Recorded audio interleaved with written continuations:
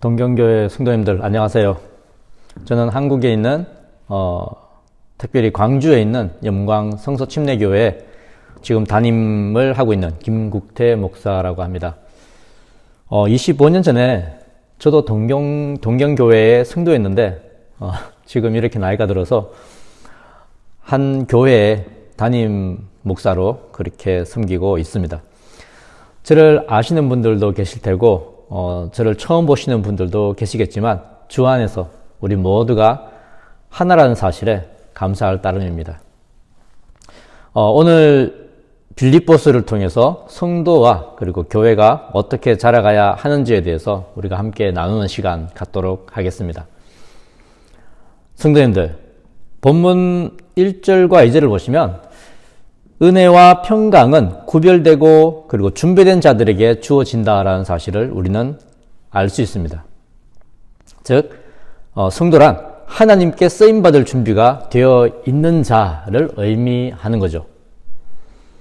성도에 대한 일반적인 이해는 구원받은 자를 말하지만 우리가 흔히 이야기하는 성도의 개념은 이렇습니다.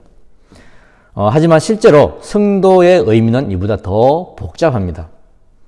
우선 성도의 가장 기본이 되는 조건은 이것입니다. 예수 그리스도를 자신의 구주로 영접하는 것. 맞죠? 이것은 죄인이 자신이 죄인이라는 사실을 그리스도 앞에서 철저히 고백하는 것을 말합니다. 로마서 3장 23절에 이렇게 기록되어져 있습니다. 모든 사람이 죄를 범하였음에 하나님의 영광에 이르지 못하더니 라고요. 그렇습니다. 죄인이 성도가 되기 위해서는 반드시 이 죄의 문제를 해결해야만 하는데 하나님께서는 이 문제를 해결하시기 위해 자신의 독생자 예수 그리스도를 우리 가운데 보내주셨습니다. 마태복음 20장 28절에서 하신 말씀, 자기 목숨을 많은 사람의 대속물로 주려 함이라. 기억하실 것입니다.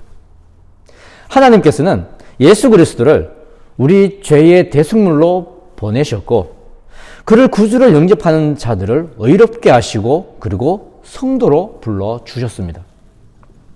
이런 믿음과 경험이 있는 자들이 바로 성도인 것이죠.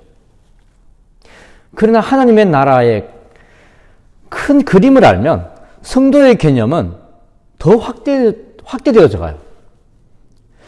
그 의미는 바로 성도가 하나님의 도구가 된다라는 사실입니다. 단순히 구원받은 자로서의 삶이 아니라 하나님께 쓰임받는 도구로서 살아갈 수 있게 된다는 것이죠. 하나님은 세상의 모든 사람이 구원에 이르기를 원하십니다. 디모데전서 2장 8절 말씀을 기억하고 계시리라 생각합니다. 지금 자막이 나오고 있는지는 모르겠지만 디모데전서 2장 4절 말씀을 보시면 하나님은 함께 읽어보실까요? 하나님은 모든 사람이 구원을 받으며 진리를 아는 데에 이르기를 원하시느니라.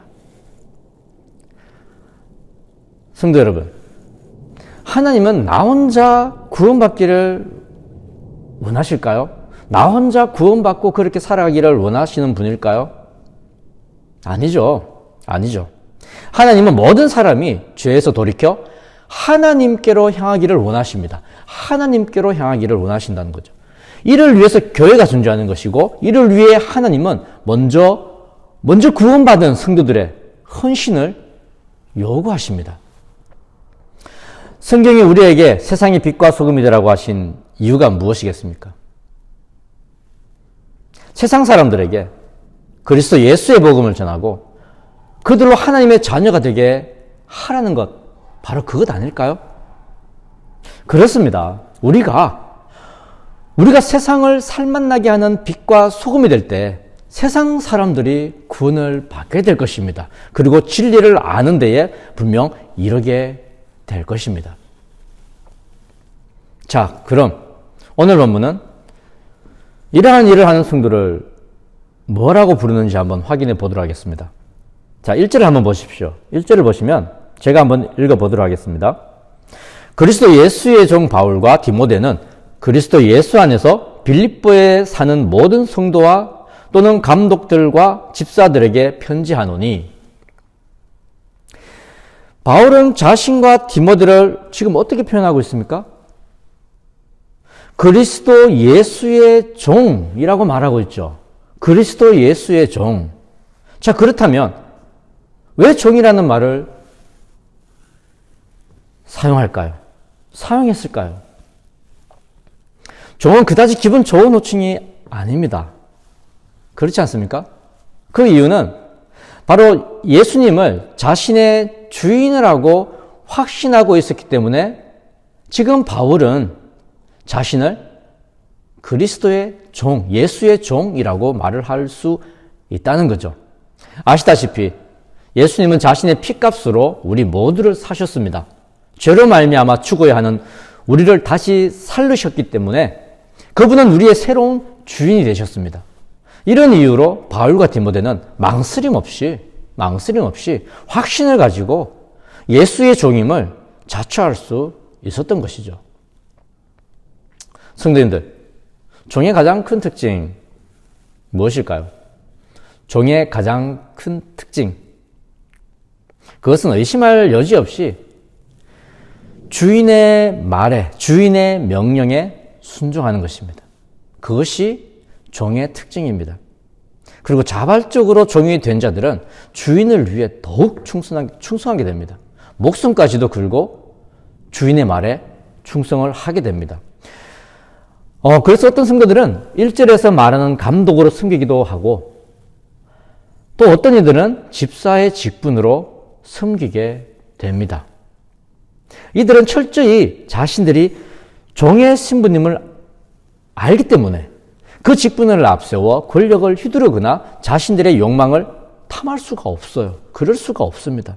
오히려 하나님의 종들은 교회와 성도를 세우면서 오직 예수 그리스도만을 드러내는 삶, 이 세상 가운데 드러내는 삶을 살아가게 되는 거죠.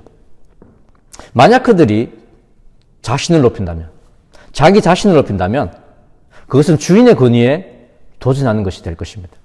그리고 스스로 하나님의 종으로서의 삶을 끝내버리는 것이 될 것입니다.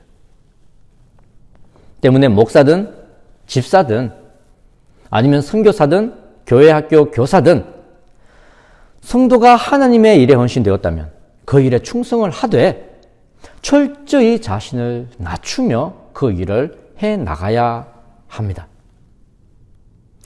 혹시 성도님들 중에 종이 된다라는 이 말이 부담스러우신 분들 계신가요? 혹시 우리 중에 구원받은 성도라고 하면서 늘 대접받고 그리고 늘 섬김받기를 원하시는 분들 계신가요?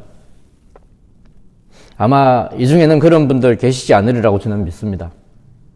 그리스도인들은 마땅히 종의 모습으로 세상과 그리고 교회와 그리고 지체들을 섬기며 그렇게 살아야 하니까요. 자, 하지만 이 사실만은 꼭 기억하시길 원합니다. 하나님은 종의 삶을 사는 자들에게 특별한 선물을 약속하셨다는 거예요. 특별한 선물을 약속하셨다는 거예요. 선물 이야기하니까 잠 좀 깨시죠? 네, 심장이 쿵딱딱 하시는 분들도 계실 거예요. 자, 그럼 그 선물이 무엇인지 함께 살펴보도록 하겠습니다. 2절을 한번 보십시오. 2절을 보시면 2절 본문은 준비된 자들에게 하나님과 그리스도로부터 은혜와 평강이 있을 것이다 라고 말을 하고 있습니다. 준비된 자들에게 하나님의 은혜와 평강이 있을 거라고요. 무슨 선물이라고요? 네, 바로 은혜와 평강이 주어질 거라고 그렇게 말합니다. 누가 이 선물을 받을 수 있냐고요? 그리스도의 종으로 헌신되고 준비된 자들이 받는다라고 말하고 있습니다. 자, 2절을 한 목소리로 읽어보도록 하겠습니다. 2절 말씀입니다. 시작. 하나님 우리 아버지와 주 예수 그리스도에게로서 은혜와 평강이 너희에게 있을지어다. 아멘. 여러분, 은혜란 하나님의 구원 사역의 모든 것을 말합니다. 모든 것을. 은혜는 우리가 죄 용서를 받아 하나님의 자녀가 된 것을 의미하기도 하지만 하나님과 회복된 자들이 누릴 수 있는 그들의 삶 전체를 의미합니다. 하나님과 함께하는 그 모든 삶이 은혜라는 거죠. 다시 말해서 이 은혜는 구원으로 말미암아 누리게 될 기쁨, 즐거움, 감사함 등등 모든 긍정적인 삶을 다 포함하고 있는 것입니다. 이 은혜라는 말은요. 이러한 하나님의 은혜를 다른 말로 표현하면 바로 뒤에 나오는 평강이라는 말이에요. 평강. 이 평강은 안정감을 의미하는 평강은 보통 우리에겐 이렇게 받아들여집니다. 아무런 어려움도 없는 상태, 아무런 시련과 고통이 없는 그러한 의미로 우리에게 다가오죠. 자, 평강이 이런 의미라면 평강은 우리가 어떤 시험을 봐도 단번에 합격을 하고 엄청나지 않습니까? 자, 어떤 사업을 시작해도 단번에 성공하는 것을 의미합니다. 그렇죠? 아무런 시련이 없으니까. 아무리 먹어도 살도 찌지 않습니다. 자매님들 좋아하실 거예요. 자, 몸 상태가 좋지 않아서 병원을 가면 의사 선생님이 말합니다. 건강이 너무 좋으십니다. 라고요. 직장에서도 승승장구합니다. 청년들은 좋은 대학에 진학해서 좋은 성적으로 졸업하고 거기에다가 좋은 기업에 바로 취업을 하게 됩니다. 우리가 생각하는 평강이 바로 저와 여러분에게 주어진다면 말입니다. 참 매력적이지 않습니까? 자, 근데 성도님들, 이것이 진짜 성경에서 말하는 그런 평강일까요? 그런 하나님의 은혜일까요? 우리가 원하는 모든 것이 우리의 뜻대로 다 이루어지는 것이 과연 평강일까요? 우리는 착각해서는 안 됩니다. 하나님 주시는 평강과 비현실적인 헛된 꿈을 우리는 착각해서는 안 돼요. 하나님과 예수님께서 주시는 평강은 결코 만사 형통이 아닙니다. 아시잖아요. 우리 모두는 예수님을 믿고 난 후에도 여전히 고난과 시련으로부터 자유롭지 못하다라는 사실을 알고 계시잖아요. 지금도 힘들어 하시는 성도님들 계시지 않습니까? 하나님의 종으로, 그리스도의 제자로 그렇게 헌신하면 할수록 우리의 삶 더 힘들어지는 그런 경험을 분명 하셨을 거예요. 그리고 지금도 하고 계시고 앞으로도 하실 것입니다. 그럼에도 여전히 우리가 믿음의 삶을 살고 있는 이유는 만사형통이 하나님 주시는 평강이 아니라는 사실을 잘 알고 있기 때문입니다. 믿음이 없거나 믿음이 연약한 자들은 좋은 일이 생기면 하나님의 은혜라고 생각합니다. 좋은 일이 생기면 그렇게 생각합니다. 하지만 자신에게 나쁜 일이 생기면 어떻게 생각하게 되나요? 하나님은 불공평하다고 말합니다. 하나님은 사랑도 없다라고 그렇게 말합니다. 우리가 하나님의 평강을 잘못 이해하면 이렇게 엉터리 믿음 생활을 할 수 있게 된다는 거죠. 하나님의 평강, 하나님의 은혜를 잘못 이해하고 오해하면 말입니다. 자, 그렇다면 성도님들, 오늘 본문이 말하는 평강은 과연 어떤 의미일까요? 본문이 말하는 평강, 성경이 말하는 평강은 과연 어떤 의미일까요? 자, 이 평강이 우리가 원하는 대로 되는 것이 아니라면 과연 이 평강은 어떤 의미일까요? 기억하십시오. 이 평강은 우리의 삶 가운데 어떤 어려움과 시련도 없게 하신다라는 의미가 아니라 그런 어려움과 시련 중에도 기뻐하고 즐거워하고 감사할 수 있도록 우리를 이끌어 주신다라는 거예요. 그리고 우리가 그렇게 살아가는 것을 평강이라는 말로 설명할 수 있다는 것입니다. 자, 그래서 우리가 예수님을 잘 믿고 따르기만 하면 우리는 얼마든지 환난 중에도 유쾌하게 살아갈 수 있습니다. 즐겁게 행복하게 살아갈 수가 있습니다. 세상 사람들은 좋은 일 있으면 기뻐합니다. 그렇다면 하나님의 백성은 그거보다 좀 나아야 하지 않을까요? 좀 달라야 되지 않겠습니까? 적어도 저와 여러분은 고난과 슬픔의 때에도 기뻐하고 즐거워할 수 있어야 하지 않을까요? 그런 자들이 성도 아닐까요? 성경이 말하는 약속된 평강, 바로 이런 의미입니다. 이런 의미. 이것이 하나님께 쓰임받는 자, 그리고 준비된 자들이 누릴 수 있는 영적 축복인 거예요. 성도님들, 저와 여러분은 만사 형통이 아니라 고난 중에도 기뻐하고 즐거워하고 감사할 수 있는 성도가 되어야 할 줄 믿습니다. 그렇게 소망합니다. 어렵다고, 그리고 두렵다고 종으로서의 삶을 버리지 않고 하나님의 일에 더욱 헌신하는 성도의 삶을 살아갈 수 있기를 주의 이름으로 축원합니다. 자, 그렇다면 이제 3절에서 8절에서 준비된 자들의 특징을 좀 더 구체적으로 살펴보도록 하겠습니다.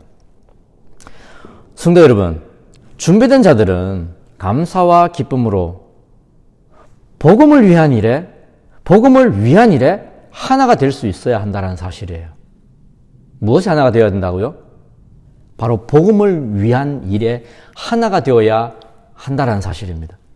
자, 먼저 성경은 준비된 자들이 서로에게 감사하고 즐거워할 수 있어야 한다고 말하고 있어요. 3절을 함께 읽어보시겠습니다. 3절입니다. 시작. 내가 너희를 생각할 때마다 나의 하나님께 감사하며. 자, 질문하겠습니다. 성도님들, 서로를 생각만 해도 감사가 넘치십니까? 넘치시나요? 혹시 생각만 해도 화가 나는 지체들 없으신가요? 자, 옆에 계시는 분들 한번 보시길 바랍니다. 환하게 웃으시면서 한번 보십시오. 그 웃음, 원망인가요? 아니면 감사인가요? 혹시 악마의 미소는 아닌가요? 사도 바울은 빌립보 교회의 성도들을 생각만 해도 하나님을 향한 감사가 넘친다라고 그렇게 고백하고 있습니다. 성도들을 생각만 해도 감사함이 넘친다고요. 왜죠? 바울에게는 빌립보에 대한 특별한 추억이 있기 때문입니다. 빌립보는 BC 42년경에 교통과 군사의 요충지로 엄청나게 발전한 도시였어요. 이 때문에 빌립보 사람들의 대부분은 로마 시민으로서의 긍지가 대단했다라고 말합니다. 그래서 복음은 발도 못 붙일 그러한 상황이었죠. 유대인은 10명만 모여도 회당을 세우는 사람들로 유명합니다. 10명만 모여도 회당을 세운다는 거예요. 자, 근데 이곳에는 회당도 세워지지 못했다라고 역사는 기록하고 있어요. 자, 근데 뭐가 세워졌을까요? 이곳에? 그런 어려운 상황 속에서 바울은 루디아와 간수에게 복음을 전하면서 이 빌립보에 교회를 세웠습니다. 교회를 세웠어요. 그리고 그런 교회가 지금은 바울의 든든한 기도와 물질의 후원자가 되었으니 바울은 그들을 생각만 해도 감사함이 넘쳐났던 거예요. 바울에게 있어서 아주 특별한 교회였습니다. 성도님들, 이렇게 하나님의 사역에 헌신되고 준비된 자들은 반드시 서로에 대한 감사가 있습니다.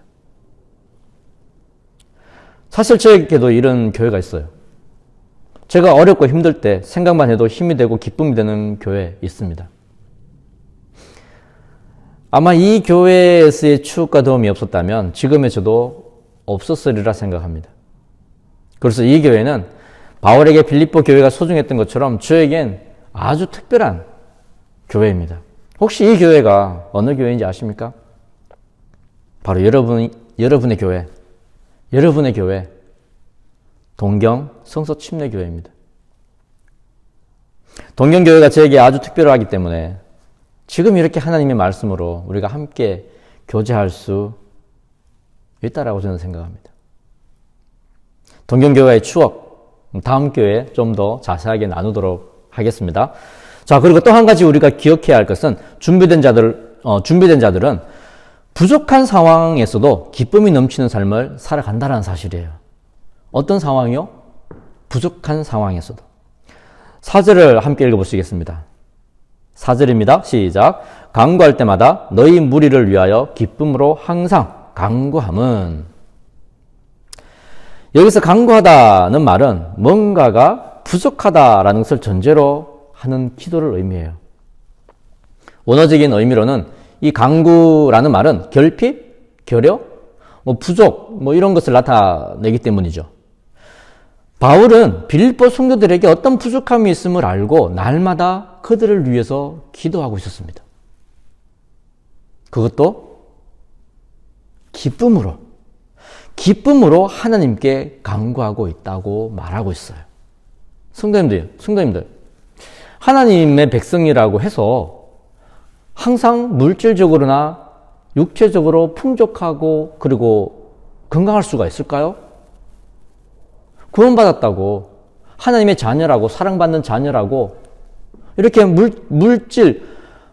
물질의 어떤 풍부함에 처하고 그리고 건강이 항상 좋으리라는 법은 없다라는 거예요.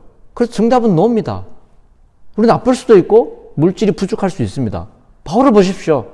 지금 그가 얼마나 딱한 처지에 놓여 있습니까? 그는 주님의 일에 헌신을 해서 복음 전도자의 삶을 살고 있지만 그 결과는 넓고 편안한 집과 교회가 아니라 아주 차갑고 고통스러운 감옥이었습니다. 감옥. 하지만 바울은 그런 상황에서도 결코 좌절하지 않고 기쁨으로 지금 하나님 앞에 나아가고 있습니다. 그는 자신이 처한 상황과 빌립보 교회의 상황이 결코 좋지 않다는 사실을 알고 있었지만 그럼에도 기쁨으로 하나님을 의지했습니다. 이러한 믿음의 삶이 바로 저와 여러분이 꼭 필요할 줄 믿습니다. 사실 세상 사람들은 물론 성도들 중에도 뭔가 부족하다는 것을 느낄 때 기쁨을 잃어버리는 경우 많지 않습니까? 그러나 우리는 부족함 중에도 기쁨으로 기도할 수 있어야 할 것입니다. 부족함 중에도. 이것이 바로 준비된 자들의 특징이며 성도의 믿음입니다. 하나님은 지금도 고난과 그리고 부족함 중에 더 감사하고 기뻐할 수 있는 자를 찾고 계시는 거고요. 여러분 어떻습니까? 어떤 상황에서도 하나님 앞에서 기뻐하고 즐거워하실 수 있으십니까? 그렇게 살아가고 계십니까? 어쩌면 우리는 아직 그런 준비가 되어 있지 못했을 수도 있습니다. 하지만 우리에게 그런 믿음의 삶을 간절히 살기를 원하는 그 마음이 있다면 아직 늦지 않았어요. 자, 이어지는 말씀을 잘 기억한다면 우리도 준비되고 그리고 항상 기뻐할 수 있는 믿음의 삶 앞으로 더 많이 살아갈 수 있으리라 저는 믿습니다. 성도 여러분, 자, 무엇이 성도로 하여금 감사하고 기뻐할 수 있게 만들까요? 무엇이? 정말 성도를 기뻐하게 하는 것이란 무엇일까요? 감사하게 하는 것은 무엇일까요? 오늘 본문이 말하는 감사와 기쁨의 근원은 과연 무엇일까요? 그것에 대해 성경은 이렇게 말합니다. 그것은 복음을 위한 일 때문이라고. 복음을 위한 일이라고요. 감사와 기쁨의 비결은 바로 복음 안에서의 교제 때문이라고 바울은 지금 말하고 있습니다. 우리 5절 함께 읽어보시겠습니까? 5절입니다. 시작. 첫날부터 이제까지 복음에서 너희가 교제함을 인함이라. 아멘. 성도님들, 우리는 이 교제가 구체적으로 어떤 것을 의미하는지 알아야 합니다. 구체적으로 그 의미가 무엇인지 알아야 돼요.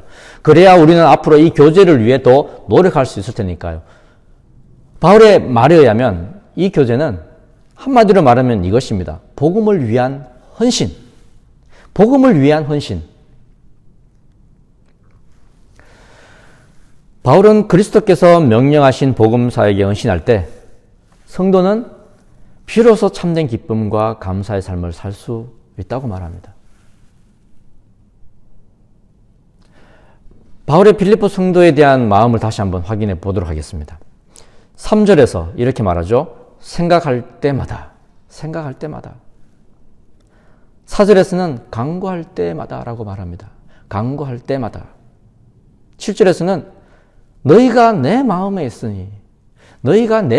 있으니 라고 표현하고 있어요. 8절은 더 애절하게 표현하고 있습니다. 내가 예수 그리스도의 심장으로 너희 무리를 얼마나 사모하는지 하나님이 내 증인이시니라. 하나님이 내 증인이시니라. 바울이 빌립보 성도를 이렇게까지 사랑할 수 있었던 것은 바로 복음을 위해 함께 헌신해 왔기 때문이에요. 복음을 위해 함께 헌신해 왔기 때문에. 빌립보 교회는 바울의 사역을 물질적으로 열심히 도왔을 뿐만 아니라 바울에 대한 애정도 참 대단했던 것 같습니다. 빌립보서 4장 15절과 16절을 한번 보십시오. 제가 한번 읽어볼게요. 빌립보 사람들아, 너희도 알거니와 복음의 시초에 내가 마게도냐를 떠날 때에 주고받는 내 일에 참여한 교회가 너희 외에 아무도 없으느니라. 데살로니가에 있을 때에도 너희가 한 번, 두 번, 자, 이 말은 많다는 의미입니다. 많다. 반복적으로 나의 쓸 것을 보내었도다 라고 말합니다. 그렇습니다. 그들은 복음 사역을 감당하는 일에 온전히 하나가 되었던 거예요. 복음 사역을 감당하는 일에. 그리고 그것이 모두를 하나 되겠습니다. 기억하십시오. 성도님들, 하나님의 일을 함께 할 때 하나가 될 수 있다는 사실을, 하나님의 일을 할 때 하나가 될 수 있다는 사실을요. 성도는 예수 그리스도를 지나는 일에 하나가 될 때 감사가 넘치고 기뻐할 수 있다는 사실을 기억하십시오. 자, 오늘날 교회의 모습을 한번 생각해 보세요. 오늘날 교회의 모습은 어떻습니까?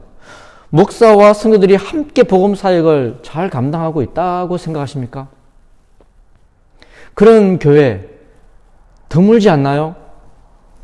목사는 혼자 사역하는 게 편하고 성도는 바쁘다는 핑계로 교회 사역을 멀리 하잖아요. 지금 이 시대 말입니다. 지금 이 시대는요. 성도님들, 그래서는 절대 하나가 될 수 없습니다. 함께 기뻐하고 함께 할 그런 감사 제목들이 생겨날 수가 없어요. 함께 주의 일을 해나가지 않는다면요. 빌립보서 2장 2절에서는 이렇게 말합니다. 마음을 같이하여 같은 사랑을 가지고 뜻을 합하며 한 마음을 품어. 복음 사역은 이렇게 하나가 될 때 가능합니다. 자, 거꾸로 복음 사역을 하면 이렇게 하나가 될 수가 있습니다. 빌립보서 2장 17절과 18절을 읽어보겠습니다. 만일 너희 믿음의 제물과 봉사 위에 내가 나를 관제로 드릴지라도 나는 기뻐하고 너희 무리와 함께 기뻐하리니 이와 같이 너희도 기뻐하고 나와 함께 기뻐하라. 이 말씀처럼 복음 사역 안에서 함께 헌신한 자들은 또한 함께 기뻐할 수 있습니다. 빌립보서 2장 25절에서는 빌립보 교회가 에바브로디도를 자기에게 보낸 것에 대해 그는 나의 형제요 함께 수고하고 함께 군사된 자라고 말합니다. 군사된 자. 또한 오늘 본문 7절을 보시면 빌립보 성도들이 복음 사역에 얼마나 적극적으로 참여했는지를 확인할 수도 있을 거예요. 보세요. 나의 매임과 복음을 변명함과 확정함에 너희가 다 나와 함께 은혜에 참여한 자가 됨이라. 이런 구절을 통해서 우리가 알 수 있는 사실은 하나님 나라와 복음 사역에 대한 헌신이 성도들을 하나 되게 한다라는 사실이에요. 그리고 그 교제를 더 풍성하게 만들어준다라는 것입니다. 하나님의 사역을 할 때. 그리스도의 복음을 세상 가운데 전하는 그 일에 우리가 함께 헌신될 때 말입니다. 그리고 더 감사하고 기뻐하는 삶으로 우리는 인도되어져 갈 수 있다라는 거죠.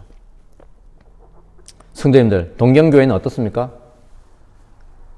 여러분도 빌립보 교회 성도들처럼 복음 사역을 위해 마음을 같이하며 같은 사랑을 가지고 뜻을 합하며 한 마음을 품고 계신가요? 그래서 서로가 서로에게 힘이 되고 격려가 되고 있습니까? 이제는 교회가 힘들고 어려운 상황에 내몰려도 함께 이겨낼 믿음과 용기가 있으신가요? 아직 늦지 않았습니다. 동경교회 모든 성도님들이 복음사역, 교회사역에 함께 헌신하신다면 그렇게만 하신다면 지금 여러분에게 닥친 위기 또한 앞으로 직면하게 될 모든 고난을 넉넉히 이길 수 있으리라 저는 믿습니다. 자, 이를 위해 지금 저와 여러분이 할 수 있는 사역 무엇인지 한번 찾아보도록 하겠습니다. 지금 저와 여러분이 할 수 있는 사역. 자, 마지막으로 9절에서 11절은 자, 복음을 위해 모든 성도들이 함께 헌신하면 의의 열매를 맺게 된다라는 사실을 우리는 알 수 있어요. 의의 열매를 맺게 된다라는 사실을요. 성도님들, 복음을 위한 헌신은 우리가 시련과 위기를 극복하고 항상 기쁨과 감사함으로 살 수 있게 합니다. 하지만 우리가 기억해야 할 또 한 가지는 그런 사랑의 교제와 헌신이 더 풍성하게 이루어지기 위해서는 지식과 총명이 동시에 우리에게 요구된다는 사실이에요. 지식과 총명이요. 9절을 함께 읽어보시겠습니다. 시작. 내가 기도하노라. 너희 사랑을 지식과 모든 총명으로 점점 더 풍성하게 하사. 본문은 너희 사랑의 지식과 총명함을 더하라고 말합니다. 너희 사랑의 지식과 총명함을. 자, 여기서 말하는 지식은 하나님을 알아가는 것을 의미해요. 하나님을 알아가는 것을 의미합니다. 하나님이 어떤 분이신지, 하나님은 어떤 계획을 가지고 계시는지, 그리고 하나님은 어떤 약속을 우리에게 하셨는지, 그리고 하나님께서는 우리가 세상에서 어떻게 살기를 원하시는지, 이 모든 하나님에 대한 지식을 우리는 더 배워야 한다는 거예요. 더 배워야 한다는 거. 그때 우리는 하나님께서 기뻐하시는 모습으로 살아갈 수 있을 테니까요. 자, 이뿐 아니라 우리에게는 총명함도 필요하다고 말하고 있죠. 총명함이란 성도님들, 하나님의 뜻을 분별하는 능력을 말합니다. 우리는 하나님의 말씀을 많이 알면 영적으로 더 뛰어날 것이라고 생각을 합니다. 하지만 하나님의 말씀을 아는 것과 영성은 항상 비례하는 것이 아니에요. 많이 아는 것만큼이나 하나님의 뜻을 정확히 이해하는 것은 성도들에게 있어서 굉장히 중요한 요소입니다. 하나님의 뜻을 정확히 분별하지 못하면 우리는 의의 열매를 맺을 수가 없어요. 이처럼 총명함은 우리가 믿음 생활을 바르게 할 수 있는 힘입니다. 믿음 생활을 바르게 할 수 있는 힘. 근데 이 총명함은 시간이 지날수록 그냥 저절로 생겨나는 것이 아니에요. 총명함은 되풀이되는 수많은 실패와 실수들을 통해서 아주 조금씩 깨달아져 가는 것입니다. 우리는 그때까지 서로를 기다려줄 수 있어야 합니다. 사실 지체들이 복음 사역과 그리고 교회 사역을 하고 그리고 하나님에 대해 더 알아가는 동안 우리는 얼마나 많은 실패와 실수를 합니까? 그리고 해왔습니까? 그때 지체들은 그런 사람들을 사랑으로 인내해줄 수 있어야 한다는 거예요. 사랑으로 인내해줄 수 있어야 한다는 거. 그래야 우리는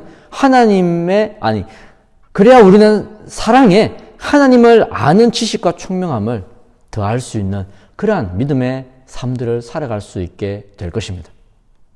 10절과 11절을 한번 보십시오. 그때야 비로소 우리는 지극히 선한 것을 분별하며 의의 열매를 맺을 수 있게 된다라고 성경은 말합니다. 10절을 제가 한번 읽어보겠습니다. 너희로 지극히 선한 것을 분별하며 또 진실하여 허물없이 그리스도의 날까지 이루고. 본문은 그때 지극히 선한 것을 분별할 수 있을 것이라고 말합니다. 무엇이 하나님의 뜻인지 그리고 무엇이 아닌지를 확실히 분별할 수 있다는 의미겠죠. 즉 우리가 해야 할 것과 하지 말아야 할 것을 정확히 알게 될 것이다 라고 말합니다.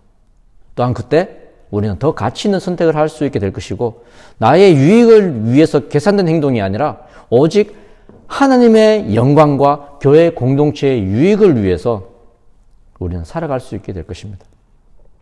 그것이 바로 진실하고 허물이 없는 삶이겠죠. 저와 여러분은 예수 그리스도의 복음으로 변화를 받아 하나님의 자녀가 되었습니다. 이제 우리 모두는 복음 안에서 살아가고 있습니다. 때문에 복음을 위해 헌신되어야 하며 복음 안에서 사랑의 교제를 나누어야 합니다. 나누어야 합니다.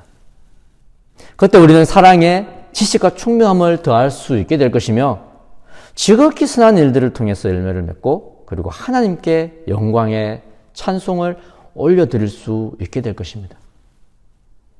오늘 말씀의 모든 교훈이 저와 여러분의 삶 가운데 의의 열매로 나타날 수 있기를 주의 이름으로 축원합니다.